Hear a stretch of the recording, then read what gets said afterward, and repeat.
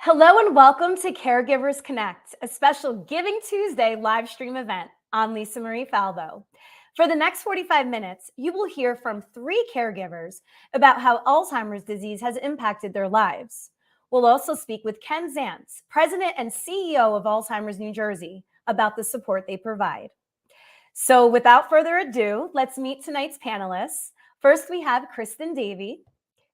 Kristen, thank you so much for joining us tonight. Thank you so much for having me. Please briefly explain your connection to Alzheimer's disease. Of course. So my mother, Diane, was diagnosed with Alzheimer's about, at this point, 12 or 13 years ago when she was only 60 years old. So right after I graduated college with early onset. And so my family has, over the last 12 to 13 years, really been through the ringer. She's very progressed now. She lives in a nursing home, but it's truly been a roller coaster ride. I'm so sorry to hear that, and we're definitely going to dive more into that story. Also joining us tonight is caregiver Sharon Ginn. Sharon, thank you so much for coming on here and sharing your story. Talk about how Alzheimer's has impacted your life. Thank you so much, Lisa, for this opportunity. And thank you, Ken, the President and CEO, for having me. The impact that it has had on me is one, my mother is dealing with Alzheimer's disease. She was diagnosed in 2020. And from that standpoint, her diagnosis was made due to hearing loss. So the impact for me was first, identifying with the fact that she did have hearing loss. And then second, having her being seen by an ENT physician as well as a neurologist who further diagnosed her with onset dementia. The impact for me is having being an only child. I am my mother's primary caregiver. And it has truly, truly altered my life. It has been an experience that you cannot describe unless you're in it. And also, it has caused me to appreciate life and appreciate family, because at any time there could be this transition and this transformation where your life can be altered. It doesn't just affect the person who's been diagnosed, but it also affects the family members, friends, and caregivers. It's a heavy burden for sure. Thank you so much again, Sharon, for coming on. Finally, our third caregiver tonight, Steve Koffler. Steve, thank you so much for coming on here tonight. Well, thank you, Lisa Marie. And Ken, thank you very much. And thank Alzheimer's New Jersey for everything that you do. My wife, Betty, was diagnosed with mild cognitive impairment in fall 2009. And the physicians and neurologist was fairly certain it would lead to Alzheimer's because of the family history that she has. And in fact, it did. We know that Alzheimer's is just relentless. Betty got worse and worse. In 2015, my adult daughter Jordana and I decided that Betty would get far better care in a long-term care facility than I could give her, given her condition. And so she moved to a long-term care facility. She got great care. It was a wonderful facility. But then, as we all know, in 2020, along came COVID, and long-term care facilities were breeding grounds for COVID. Betty tested positive in late March 2020, and sadly, because of the very advanced stage of Alzheimer's, she just wasn't able to cope with COVID and died in April 2020. I miss her a lot. I miss her enormously. And she had a very, very tough last 11 years of her life. So I'm hoping tonight the discussions that Sharon and Kristen and I will have will be helpful to other caregivers, our experiences, information that we have. You can't go it alone. And so I'm hoping that we'll be able to help you and at least give you some information tonight. Well, thank you for coming on here tonight and honoring your wife's memory while helping so many people. And finally, Ken Zaentz, the president of Alzheimer's New Jersey. Ken, why are conversations like the one we're about to have here so important? Well, first of all, Lisa Marie, thank you for hosting this really important program tonight, and of course, Kristen, Sharon, and Steve. We appreciate your willingness to share your really personal stories, and I think we've already heard why an evening like this one is so important, and why these conversations are so important. Alzheimer's disease has a personal and community impact, particularly in our state, that I don't think everyone realizes. It affects families across generations, spouses, partners, children, and grandchildren. But it also has tremendous social and emotional impact, not only on those families, but also on our economy and on our healthcare system. So, Steve, Sharon, and Kristen represent about 190,000 New Jersey citizens who are caring for a loved one with Alzheimer's disease. So I hope what happens tonight is exactly as Steve said, probably better than I'm going to say it. We want people to understand those experiences, to understand the personal, financial, and economic impact that Alzheimer's disease has on families in New Jersey and on our state.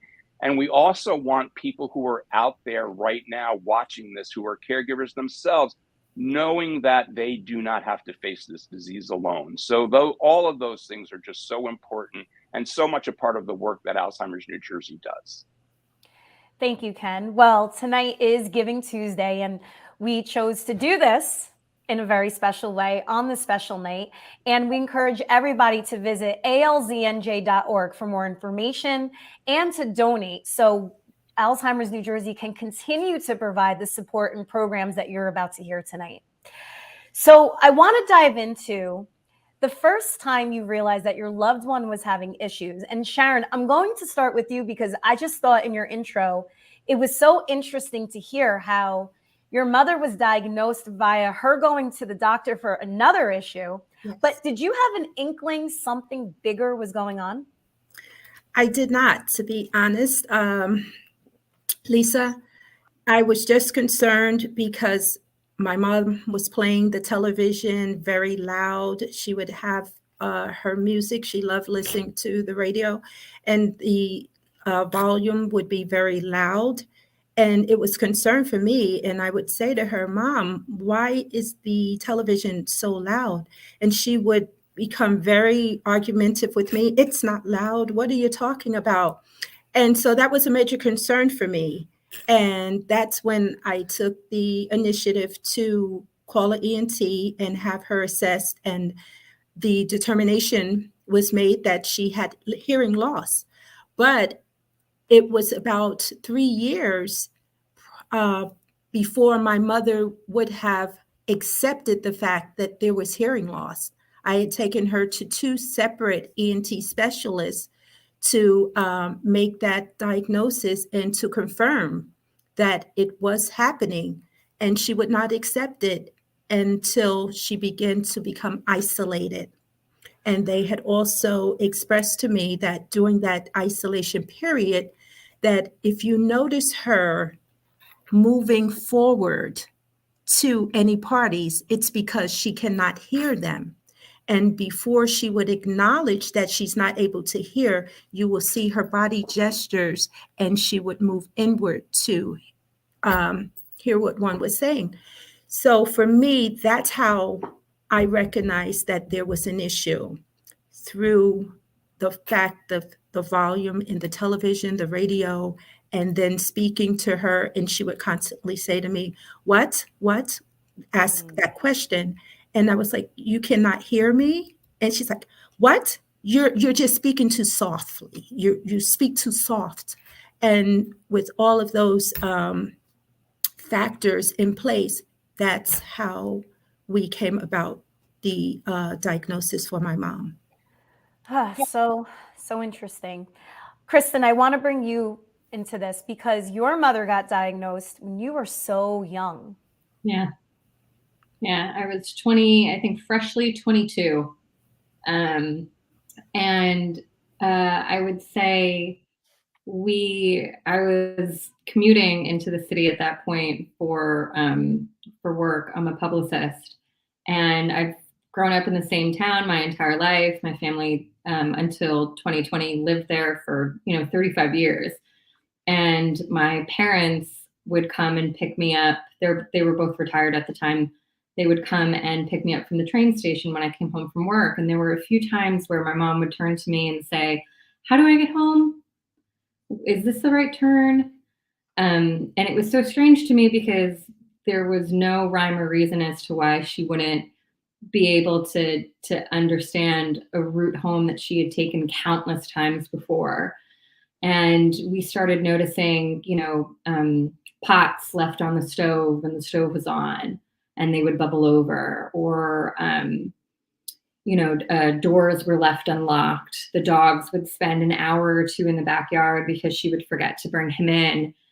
And that was, I think, cumulatively, all of those things happening consistently really alerted us that there was a problem. But, with the benefit of hindsight, our family has looked back and determined that actually the disease was probably taking place even years prior to that. My mother was always the head of the household. In my senior year of college, she forgot to send in the tuition bill, which is such a consequential mistake.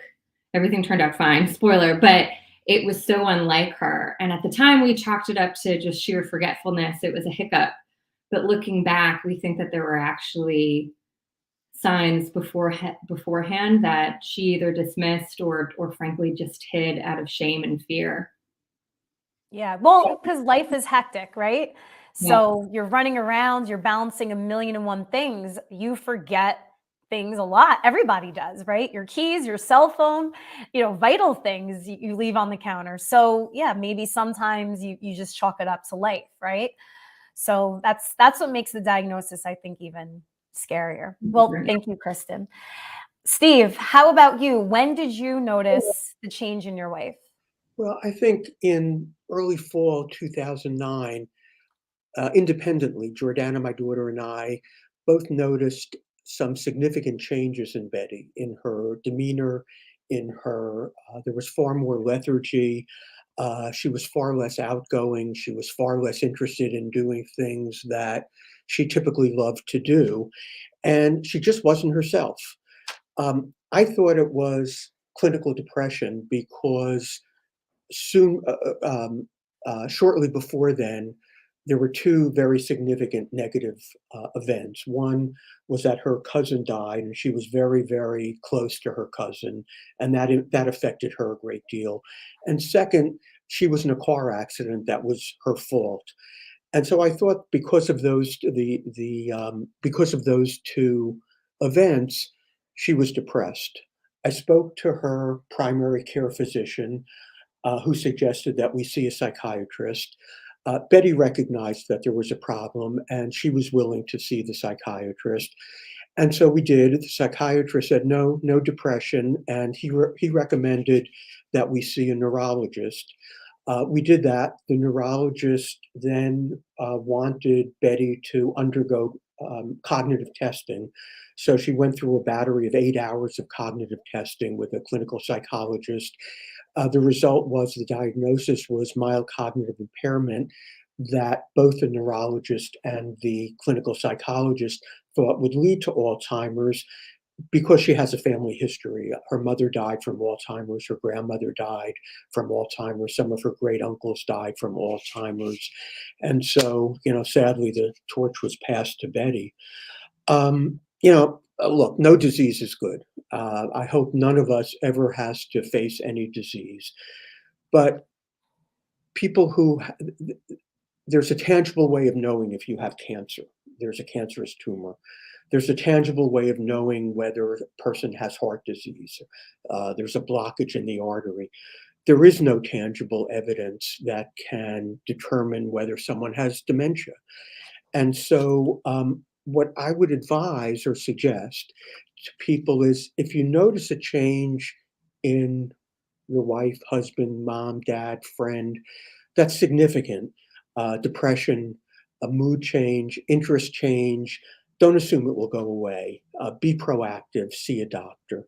As Lisa said, though, I mean, is there anyone among us who hasn't forgotten where we've put our keys, or have gone to the grocery store to get orange juice, gotten some other stuff, came home and forgot the orange juice? That's certainly not dementia. That's just aging, as you can tell from my hair. And there's a difference between dementia and the normal things that we forget with aging. But be aware, be proactive, and see a doctor, and hope that it is just aging. But it's important to really get out in front of problems that you see, changes that you see in someone that you love. Well, Steve, you went right into my next couple questions. Sharon, I'll come back to you. So once you got the sort of diagnosis from the doctor, talk about the process after that to get that clear pathway for your mother. Okay, sure. Once the diagnosis was made with the ENT physician, I interned, went to the neurologist, and my mother was also seen by two separate neurologists because I wanted sound confirmation. And with that being said, there were MRI testing that was conducted.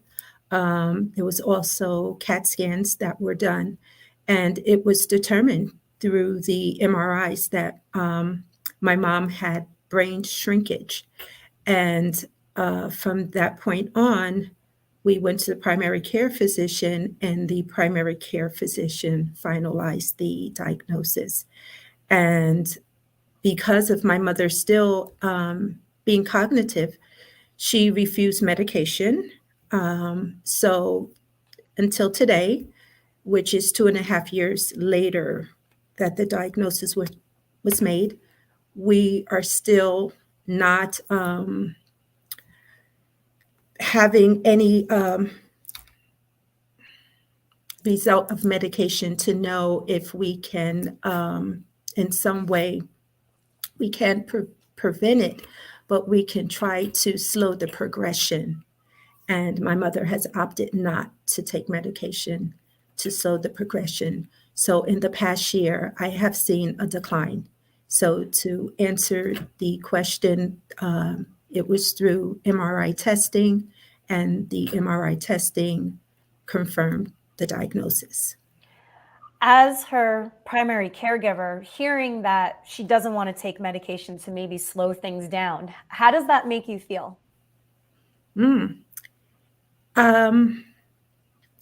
It saddens me. It saddens me, and the reason it saddens me is because we do not know if the medication can be a preventive measure, and with her declining to be treated by such, it's almost, for me, I don't want to make this determination for her, but it appears as a selfishness, and it's hard to accept someone who was vibrant, outgoing, and today they're very combative and can be very argumentative. And it's not my mother. It's not the mother that I know. I know I have to accept what's happening and the changes, but there could be a different outcome, maybe, if she would take the medication, but she's opted not to, and I will respect her wishes.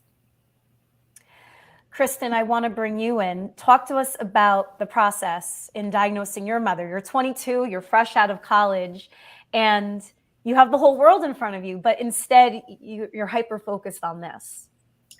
Yeah, some of this seems like such a blur now looking back. At the time, my parents' primary physician was actually a cardiologist. And so when we brought up the memory issue, it really wasn't his area of expertise. And so we ended up going to more of a general practice. And then we were eventually kicked to a neurologist. And, what Sharon and Steve have mentioned in terms of MRI, mini mental state examinations. There's no blood, finger prick for Alzheimer's. And so the same was true when my mother was diagnosed.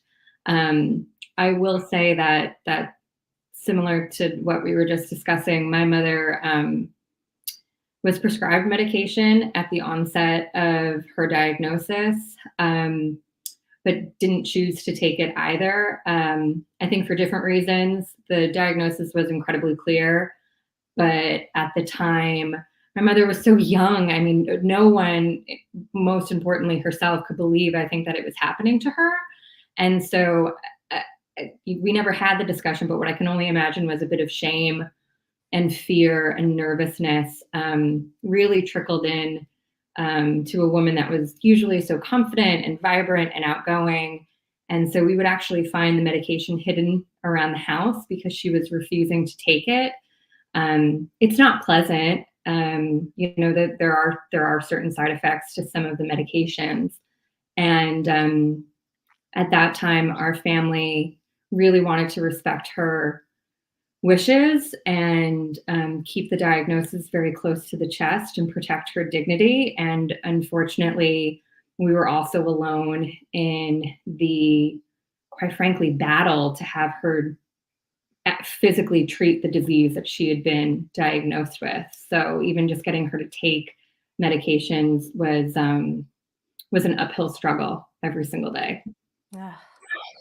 It's very, very sad. Kristen, I'm gonna stay with you here for this one. So when you were going through those early days, were there resources available to you and your family so you could learn how to navigate through all of this?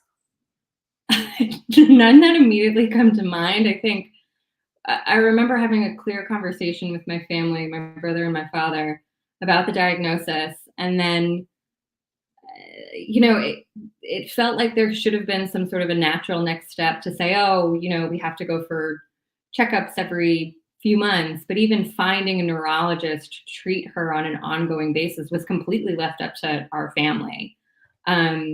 And I've had this discussion with Ken before, actually, where in the beginning of the disease, it almost feels like paralysis by analysis because you're left with little to no resources and you're just left on your own to Google. And there's so much information. And at that time, speaking as a 22-year-old primary caregiver, there was also a lot of information that wasn't necessarily applicable to my particular family situation. And so just the onslaught of trying to make all of these incredibly consequential decisions, it almost felt like, I won't speak for the rest of my family, but it felt like we couldn't possibly take the next step because we didn't know what we didn't know, and who were we to know if the next step was the right one.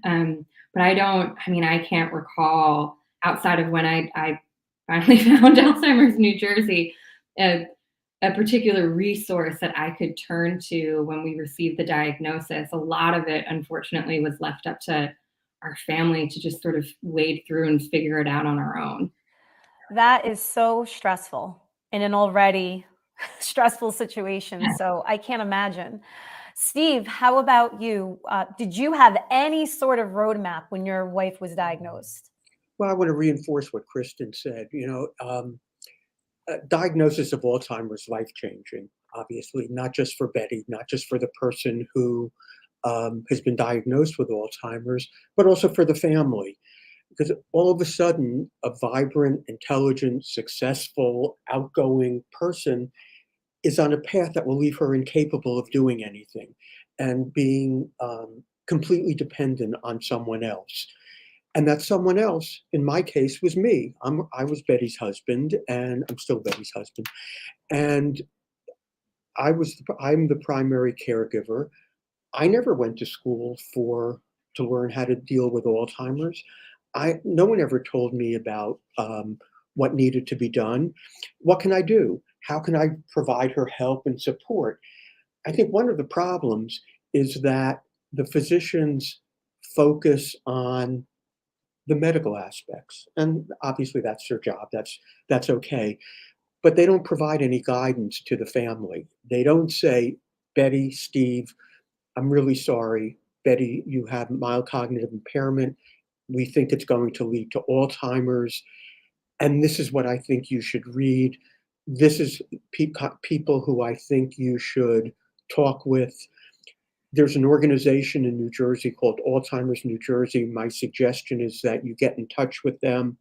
It's like Kristen said, you're pretty much on your own and you have nowhere to go, which is why I think that Alzheimer's New Jersey is such an important organization. This is Ken, this is not a commercial for you. It's just the truth.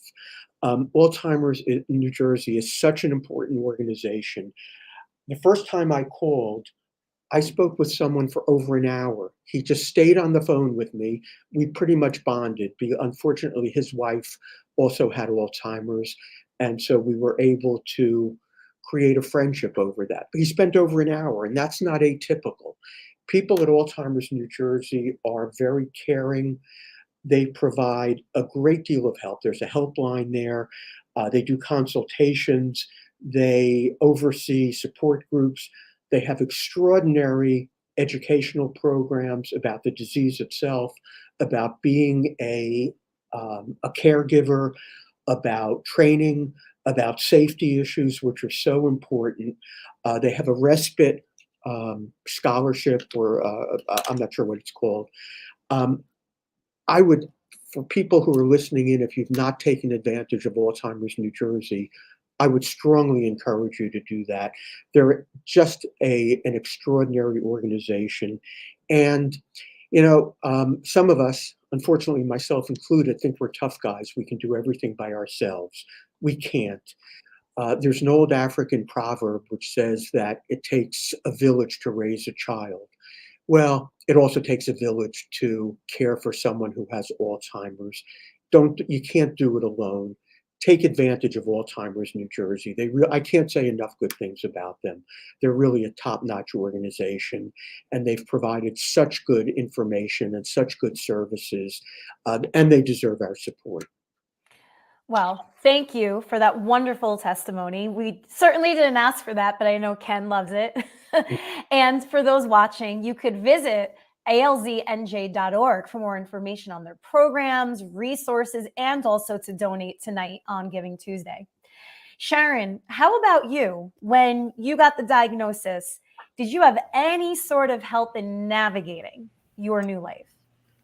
I reached out to, as Steve stated, I reached out to Alzheimer's New Jersey because this was totally something that was alarming for me, and the level of acceptance I had to accept. And as I stated, being an only child, was dealing with it alone. My daughter was there, but it was also that period of just wanting to protect my mother and her confidentiality.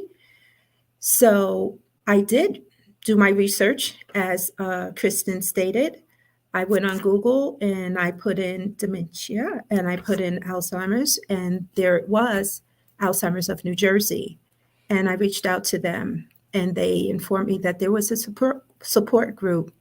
And I did not hesitate to become a part and to take advantage of the support group. And it's helped me. It's helped me. The respite care scholarship was also provided, which was also beneficial. And I'm appreciative to the Alzheimer's New Jersey Association, because if it had not been for this association, I could honestly say, I don't know how I would have been able to cope, because it is not easy. It is a challenge. And as Steve has just stated, it does take a village to raise a child. And as it's also stated, we are once an adult, but twice a child. And I see where my mom has reverted to being that child. And I do need that village. And Alzheimer's of New Jersey has been that village for me. So I am very much grateful for what this organization has presented and what they stand for. And most of all, they stand for collaboration and cooperation. And it means a lot because it stems beyond the four walls in Roseland, New Jersey. It goes nationwide, and I'm grateful. Well, thank you, Sharon. I want to bring the president of Alzheimer's New Jersey, Ken Zaentz, in. Ken, this disease is not new, right? But it's just sickening to hear these people get this diagnosis that is already so gut-wrenching, and they're basically pushed out of the airplane with no parachute. I mean, prior to Sharon and Steve finding Alzheimer's New Jersey, they had no idea what to do. Kristen had no idea what to do. So many people have no clue what to do with this diagnosis. Even getting the diagnosis, as we heard, is a huge process. Why is that? Well, I think you're pointing out one of the weaknesses, in our healthcare system. I mean, I think because there isn't a lot of awareness of the disease, and a lot of as much experience as we would like, in the medical community, and because it's a terminal illness, unfortunately, with no cure right now, or really even a way to stop the progression, sometimes, physicians don't know what to say. So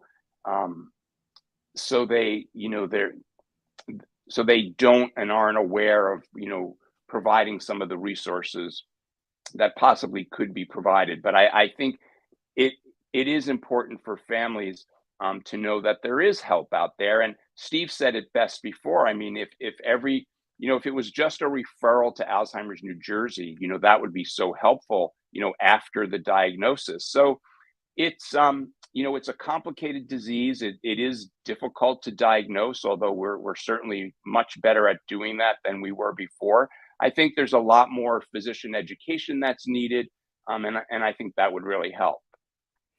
Another theme that I noticed in hearing the answers of our caregivers here tonight is the stigma around the disease, the shame, the wanting to kind of almost ignore it, not taking their medication. Why is that still so rampant among Alzheimer's disease patients and their families? I think and again, I think it's gotten a lot better.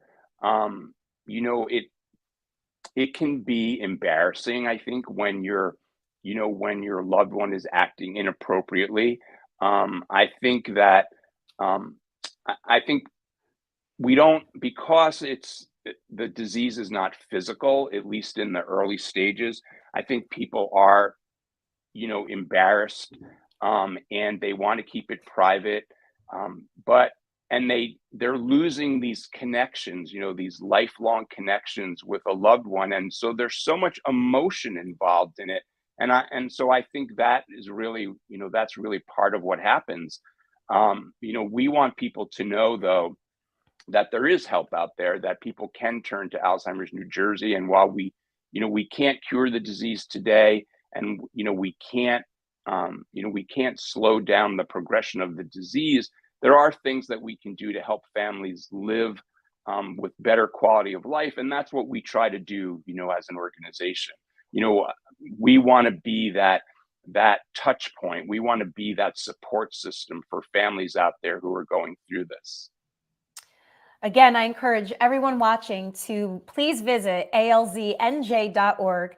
There you'll find information, their helpline number, and please donate tonight on Giving Tuesday. In these last 15 minutes, I want to now talk about the caregiver. And Kristen, I'll start with you. How did Alzheimer's disease change your family dynamic? Well, I think I was really lucky in that, my brother and father and I have always been really on the same page and sort of in lockstep in terms of my mother's care. And you hear some horror stories about families with differing opinions. So I'm very fortunate in that respect. But I will say, irregardless of how well my my family as a caregiving unit team has gotten along. I was 22 when my mom was diagnosed. I mean, from a financial standpoint, there were so many out-of-pocket costs that even I, fresh out of school, assumed myself because there's just no resource to pay for it otherwise. Even from a professional standpoint, I was starting my career, and I've been really lucky to have worked at a number of places that have taken the diagnosis in stride and have been incredibly supportive. But, for instance, I remember the day we moved my mother into a nursing home, I was brought into a number of fire drill phone calls with a client. And so those moments that I was meant to spend with my mother, those last moments in our family home together, I was being ripped away for work. And those are moments that I can't get back. So even professionally, while my organizations that I've worked for have been supportive, it's still always, you always have one foot in, one foot out. And even romantically, in the back of my mind, I was in my 20s, I was dating, it was part of my checklist. Will this person be a good partner? Not only to me as a caregiver, but to my family. Will they accept my mother? And so it really seeps into truly every single facet of your life, every single one. And then how do you remember to take care of yourself, though? You have work, your boyfriend, your family, your mom, but what about Kristen? Not well at first, I have to admit. My now husband was actually really, he was the one who really pushed me towards seeing a therapist when we first started dating, which was such a huge help. But even before that, I think like the first steps that I really started to take, towards remembering and even acknowledging that it was having such an impact was through Alzheimer's New Jersey. I actually met a community of young professional caregivers like myself. And that was the first time I heard other people my age saying, wow, this disease really sucks. And I'm having a really hard time with X and Y. And I could go, I'm having a really hard time with X and Y. And it felt like therapy, just being able to talk to them, but then also having strategies finally to sort of cope with everything. That was my first taste at any degree of sort of respite was through the organization. But it took a long time because it's all consuming, particularly at first. It's all consuming. Yeah. Steve, how about you? How did the diagnosis impact your family dynamic and outside of your family? Well, I'm very fortunate. We have one daughter. She's 39, Jordana, and she's just an extraordinary person. She's very caring. We were partners in all of this, even though she was an adult and wasn't living at home. And I think actually, just as an aside, going back to something Kristen said, I think for Kristen, for Jordana, Jordana was 26 when her mom was diagnosed. She was 37 when her mom died. For a third of her life, she didn't really have a mother figure. And I think that's similar to Kristen. And that's it's very sad. It's very unfortunate. It's very sad. But Jordana was really like a rock to me. For part of the time, she was living in London, but that didn't stop her from coming back here when necessary. When we made the decision to put Betty into a long-term care facility, Jor came back and scouted out some of the long-term care facilities and stayed here as we transitioned from home to the long-term care facility. And just to build on, Lisa Marie, what you had said, Jordana was also the voice of reason to me. She kept telling me again and again, Dad, you have to reclaim your life, because Alzheimer's, being a caregiver, is 24/7. It's all encompassing. And what Jordana was telling me was that I shouldn't feel guilt in occasionally doing something that I wanted to do for myself. And I hope people who are listening will take that to heart as well. It's difficult to be the primary caregiver It's all encompassing, it's emotional, it's physically draining, it's draining in every way. And every so often, you just need to step back and do something for yourself. There's no guilt, there's no problem in doing that. In fact, you know, it makes you a better caregiver because it lets you recharge yourself and step back and take a breath. So I would encourage everybody to do that and occasionally do what Jordana told me, reclaim your life, do something for yourself. How have you done that in the past couple years now that she's no longer with us? Well, I think it's now a different story where I I'm not the caregiver anymore. I find things difficult. Quite frankly, I hate doing things myself or by myself, but I do. Actually, you know, in some respects, I lost Betty a long time ago, or the woman who I married and loved for all those years left a long time ago. I think Sharon was saying before that, you know, there comes a point in time where the adult becomes childlike. And Betty was at a very advanced stage of Alzheimer's. She was absolutely incapable of doing anything for herself. She needed help from the moment she woke up till the moment she went to bed. She didn't recognize Jordana nor me nor anyone. She was not able to communicate very much. She really was a very advanced stage Alzheimer's, and you know, it's certainly not easy being the caregiver. It's well, as I said, it's emotionally draining, it's physically draining. It's you have to think about everything. You're taking care of a child. You have to take care of yourself. You have to take care of your house. You know, things that you do normally, or that the two of you did normally. Now it's all what it is. But I think really the most difficult part is the emotional part of seeing someone whom you've loved and been married to for so many years deteriorate to an extent where she doesn't know anyone. She's not capable of doing anything by herself. Yeah. Sharon, how did this disease impact your family, your social circle, and career? It has affected me in a major way. There's been separation, division amongst my family, and it's simply because, as I stated earlier, I'm trying to protect my mom because there are so many of us that are unaware of what the disease is and what it encompasses. And with that being said, my mother has a tendency of sundowning, which we did not mention during this session, but she sundown. And the sundowning can come at any time. It could be in the midday or it could be in the evening. And with that, my mother's attitude changes. She becomes very combative. So for me, it has changed my life tremendously because I'm constantly concerned about my mom and protecting her from going out. And she may say something to someone and they don't understand that she is sundowning, and it will just exacerbate the condition more and agitate her more. So to answer the question, my life has been altered.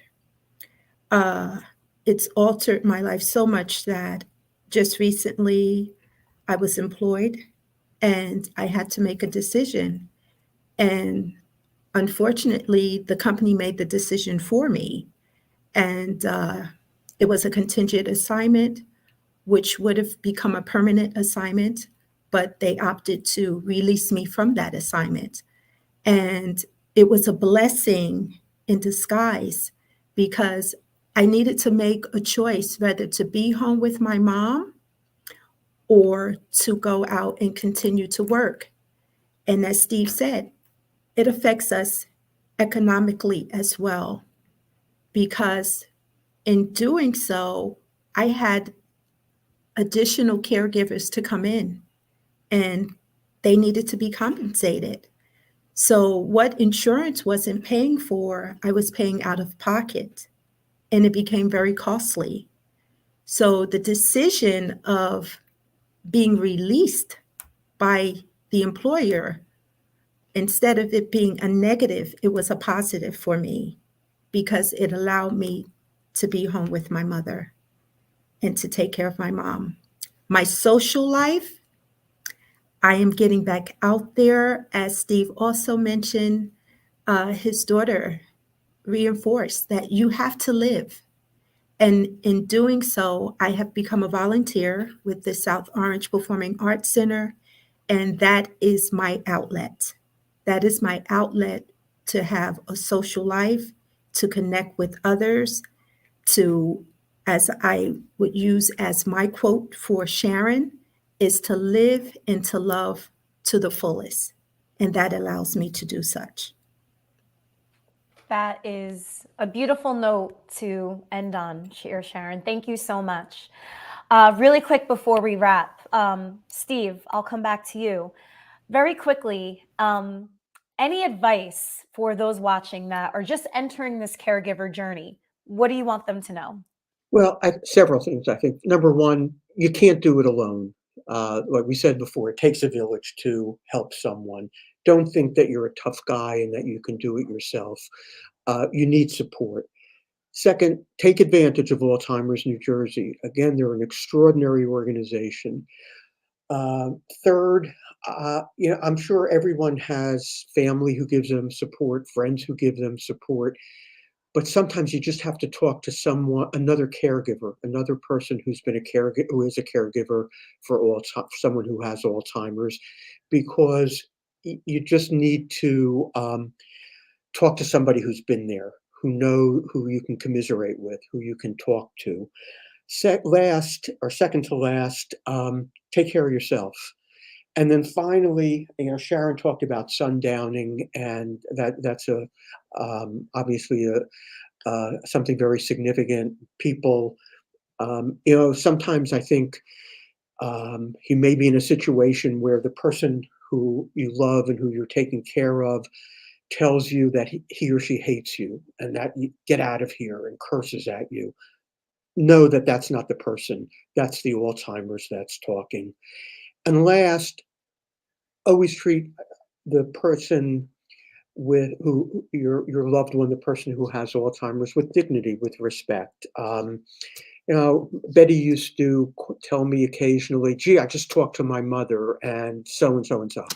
Well, her mother died 20 years ago, but that's okay. We would talk about what she talked about with her mother. You need to always give all of us dignity and respect and care. But most importantly, I think you can't do it alone. And Alzheimer's New Jersey is an extraordinary organization. Make use of them. Steve, thank you so much for sharing your story and for all of that wonderful advice, especially, going along with the patient and learning how to delicately balance what they're going through as well. I love that. Thank you.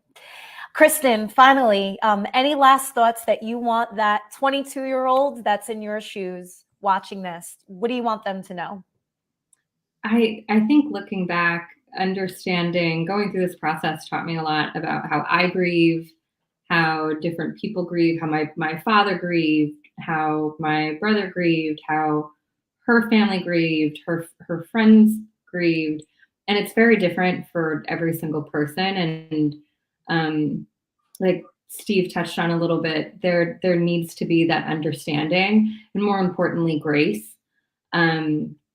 It's hard not to be hard on yourself as a caregiver. There are going to be some days where you snap at your loved one and you break down in tears, or they break down in tears. But you know what? At the end of the day, my mother was always safe. She was always fed. She was always well taken care of. And that was a win. That was a win that day, even if it wasn't necessarily the greatest or the smoothest. And that was something I think was really hard for me to understand for a number of years, still is.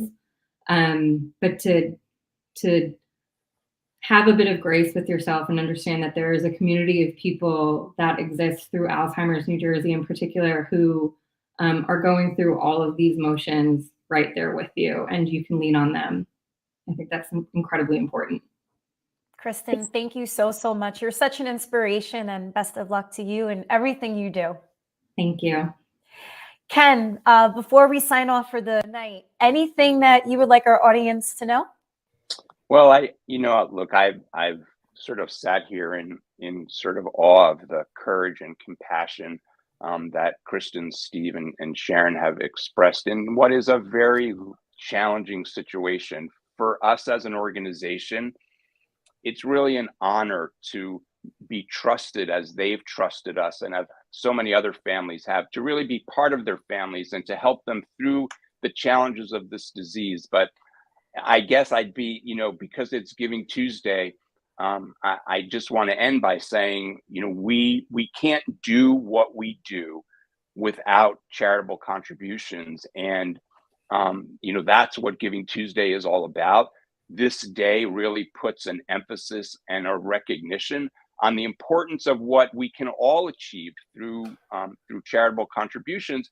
But I also want to say that it's a day that ends in about, well, it's 8, so we've got only another few hours left. But really, every day is a giving day, and we're in that, that season of giving, this holiday season. So, I would just want to emphasize that, anything that people can do to help us so that we can continue to help families like Steve's and Kristen's and Sharon's is greatly appreciated. Well, Ken, thank you for trusting me with this honor tonight. It's always a pleasure working with you and spreading this very important message. And it's been so amazing getting to know Kristen, Sharon, Steve. I mean, those are just 3 of the many stories that this disease impacts. And I just applaud their bravery, like you said, Ken. And they're just so inspiring in what they do in their everyday lives. So thank you, Ken. Thank you, welcome. caregivers. Thank you. Thank you for watching. Once more, please visit alznj.org for more information and to donate on this Giving Tuesday. I'm Lisa Marie Falbo, and have a great night.